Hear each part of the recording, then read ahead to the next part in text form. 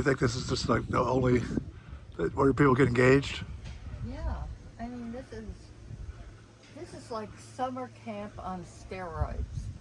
Like if you were a grown-up and you had to envision your perfect summer camp, it's right here. It's so beautiful.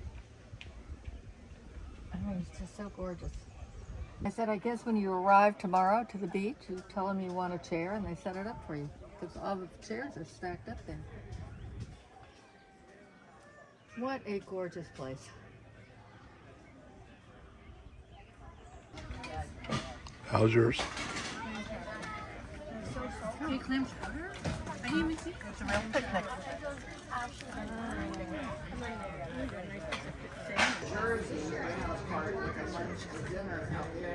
Oh, you're gone. So I mean, it was just like every day, and then trying to get everything packed, and then I had to take Maddie to the dog sitter today. There's a lot of smoke out there from the Canadian We fire. just had dinner. We just had dinner, and I was hoping we'd get kind of an interesting sunset, but it's hard to say. It's kind of clouding up. Actually, right.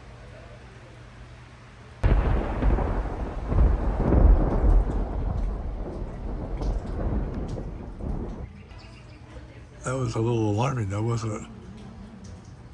Yeah.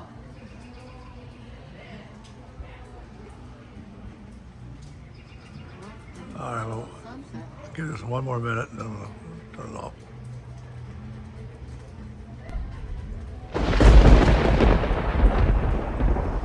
One more.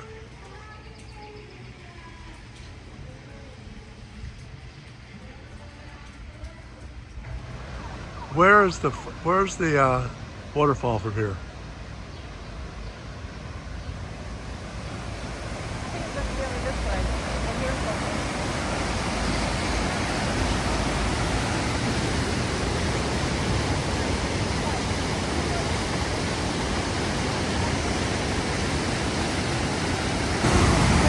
So where are the falls?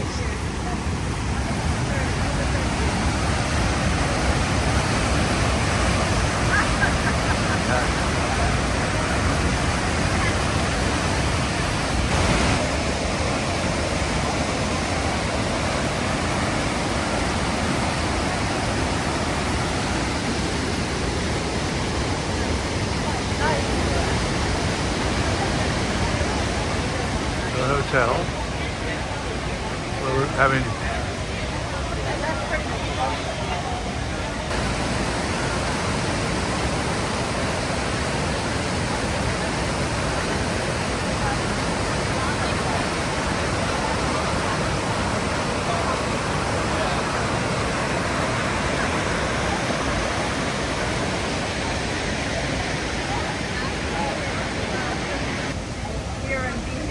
where are we eating? We're eating at the Roundhouse restaurant. They are the same ones as the hotel, right? Yeah.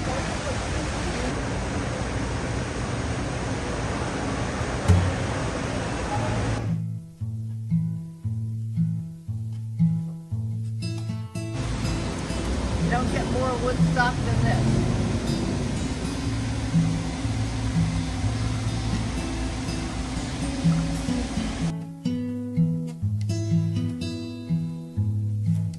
So where are we? Tell me about where we are.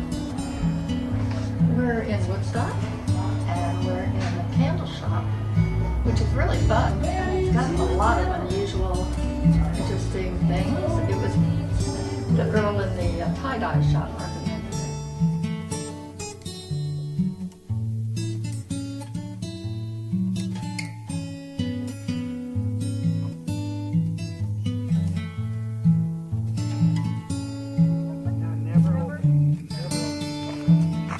Where did he have a studio up here before then? Where they, his okay, I'm sorry. Thank you. We have shows every weekend. Oh, you do? I know. When I watch Levon play, he is so hospitable. He's just like a host. He just liked to get musicians together and have fun and not be like pretentious or like, let's just get together and make music and write. And I think that's his real legacy, and that's what the barn is. Like, whoever could come out and jam was it was what you did. So Yeah. for us to get to just play is just, it's so surreal.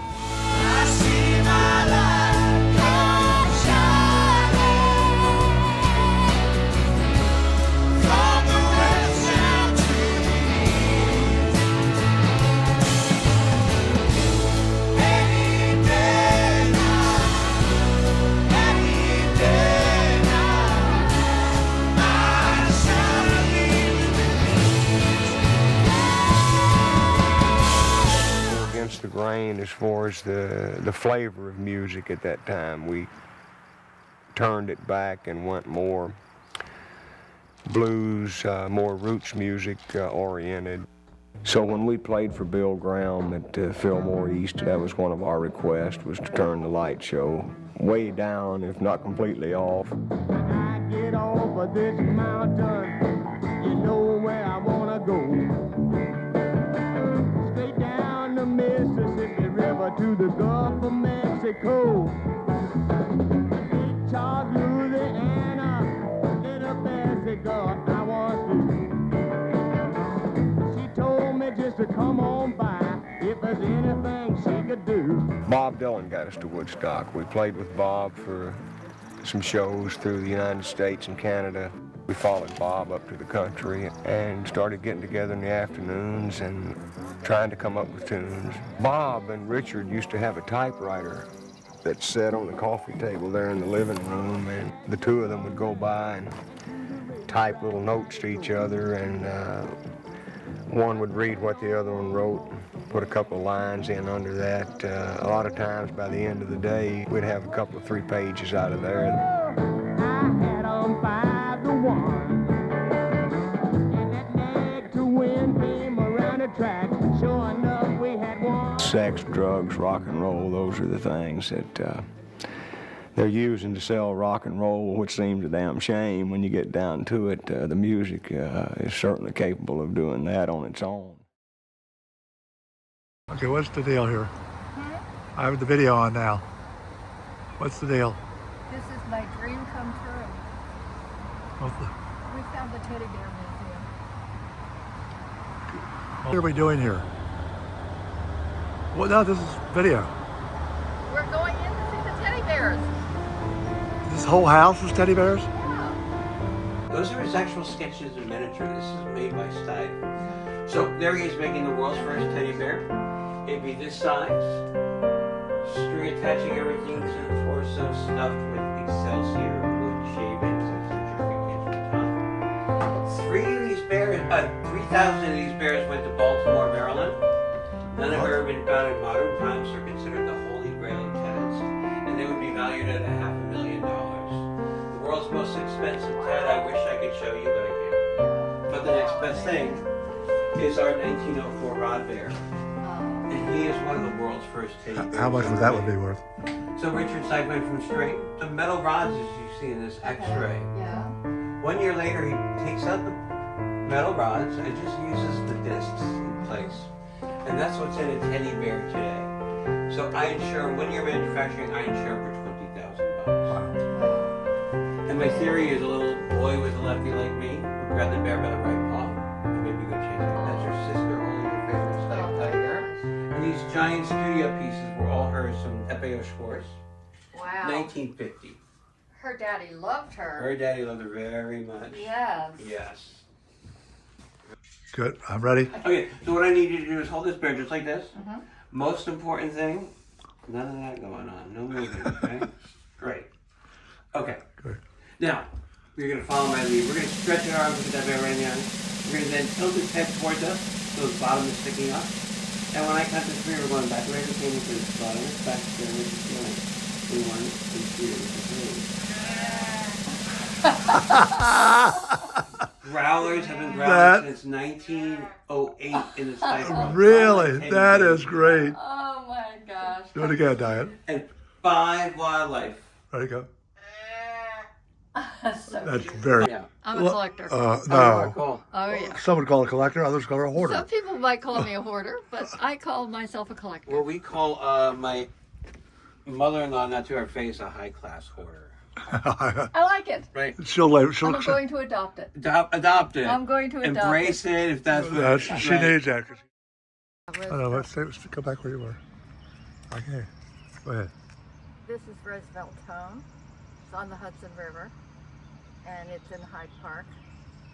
We have an 11:30 tour, which means we have a half an hour to kill. Good. The desk looks really cool.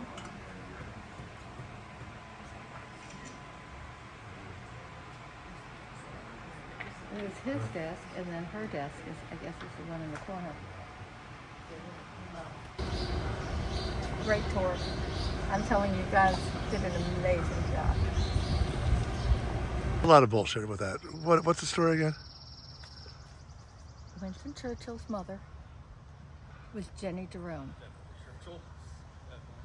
He's my cousin. He's my cousin.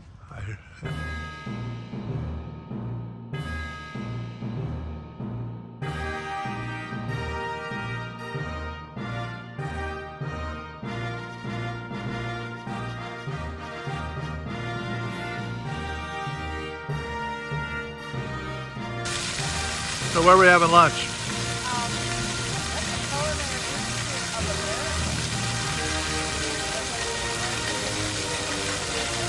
Perfect. Damn, great. I like it.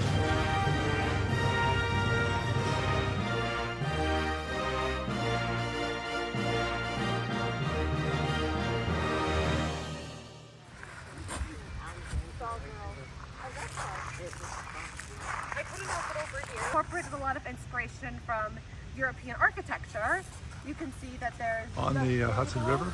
English This is the Washington Irving House chimneys, on the Hudson Roman River. arches, even It was a tour given at 11 a.m. It's hot. I think a train might be coming through here any time now. What makes you think that? Well,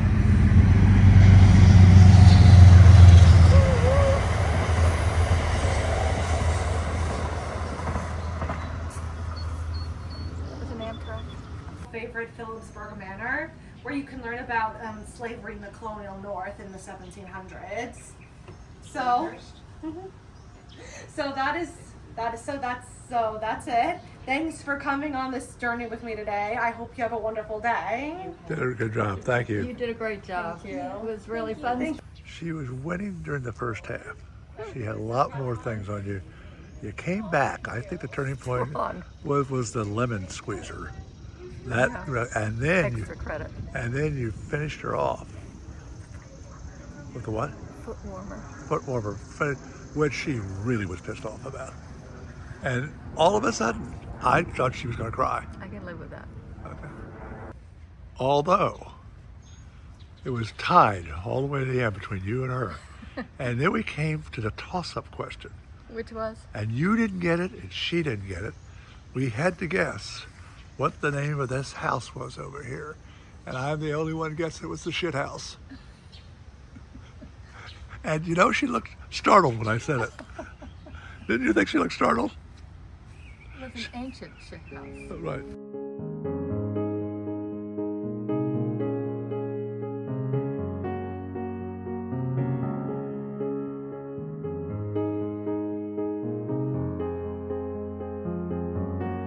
Okay, so we're leg one of the day. Where are we? Where are we? We're in Storm King in Poughkeepsie, New York. Oh,